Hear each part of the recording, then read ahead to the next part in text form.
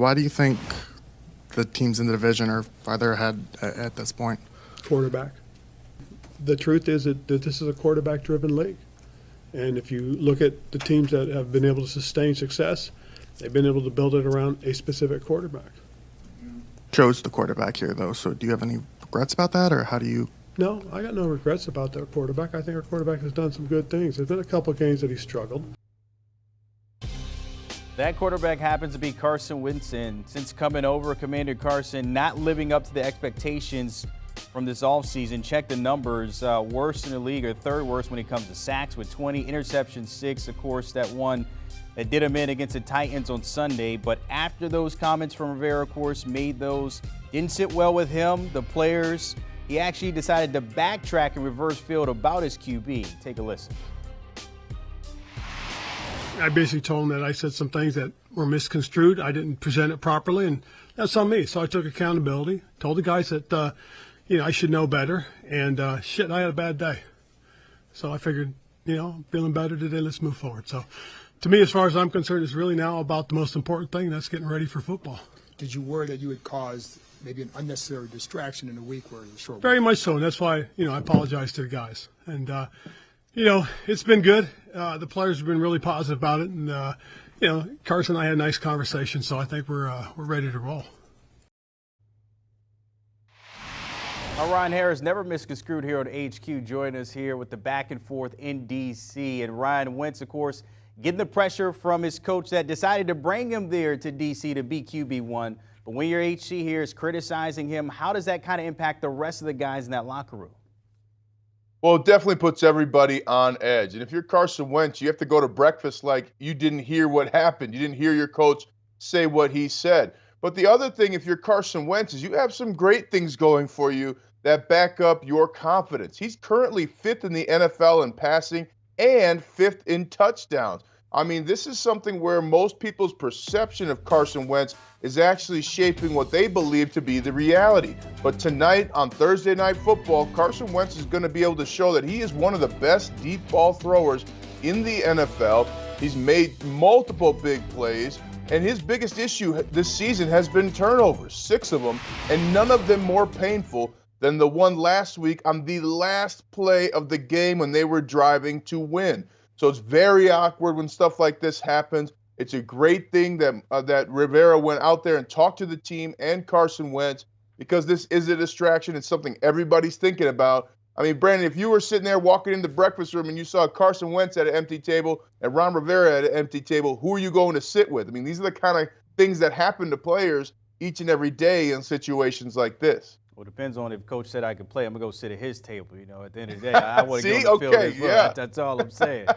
Speaking of Coach Ron Rivera there, look, since being there almost 3 years now, 15-23, of course, the one win this season.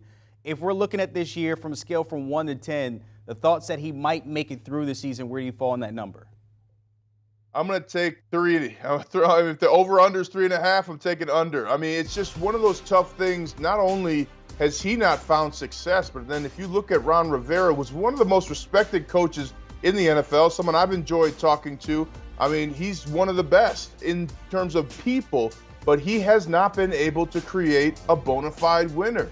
We all know what happened in Super Bowl 50. Don't make me go down glorious memory lane. But then he comes to Washington and is supposed to turn things around, and they have major issues. They are allowing way too many points. The defense, which Ron Rivera is a defensive coach, has not been successful. They haven't put an offensive line together that can protect the quarterback, as you showed earlier. Carson Wentz, 3rd in getting sacked in the NFL. I mean, he has had 3 years now to put his stamp on the Washington Commanders program. And has there been upheaval? Absolutely. Have there been distractions? Absolutely. And that's why they brought him in. The question now for the Commanders is, could you even bring anybody else in who has more of a pedigree or who would want the job at the Commanders? That's the biggest issue that I believe will determine whether Ron Rivera stays or not. Not whether he wins or loses, but do they have someone that actually wants to be the coach of that program where it is right now? Doesn't help, of course, when you look at the NFC East. You can say maybe the best division there, but they're sitting at the bottom at 1-4 so far through 5 weeks. Of course, that can change tonight. They play Chicago, who, by the way, is still developing their quarterback in Justin Fields. His numbers not showing up in year two. The offense on a little bit of a struggle bus. But how has his growth kind of hit a snag here lately? I actually think he's grown tremendously. I mean, he had his best game as a pro against the Vikings last week. 71% completion percentage. He was making quick throws, quick decisions, and that was the biggest leap for Justin Fields.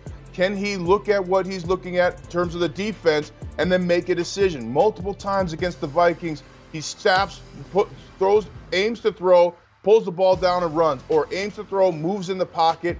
He's becoming a better quarterback. These things take time.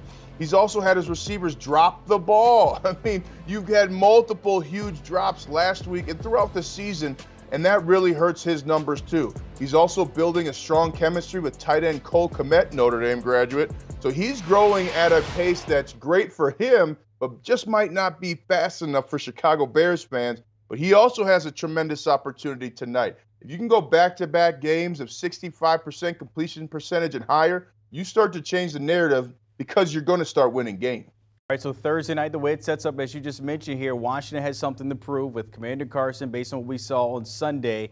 And then you got the Bears. Can they make that next step with Justin Fields? What's your expert pick and how this might shake out tonight? I got the Bears, Brandon, 23-21. I like 24-21, excuse me. I like what they've been building at the Bears. Plus, you got David Montgomery back. That's going to really help out Justin Fields as well. And if you're the Commanders, short week, travel always makes a difference. Didn't for the Colts last week, but for a Washington team that's had distractions off the field, give me the Bears here, 24-21 over the Commanders. Carson Wentz, by the way, 6-0 on Thursday Night Football. Is it because of the orange jerseys? Is that why you're picking the Bears? The orange helmets, too. Let's go. This is going to be glorious. I love fun. Who doesn't like fun? All right, Rod Harris, as always, keeping it fun for us here on the Pick Six. We'll see you a little bit later. That podcast, Will Brinson and Brady Quinn, the show returns here. The both of them discussing the top storylines as we head into Week 6, including Brady giving up his first $1,000 for what? A Jets win. Yeah, I know. It's happened. They have 3 of those. How much money will he lose this season as the Jets continue to win? Download and give the guys a follow. Pick Six always keeping you locked in. Do you want a sports network that delivers everything that matters about the game? The highlights, the picks, the instant analysis, no yelling, no fake debates, no politics. Hit the subscribe button and never miss a moment.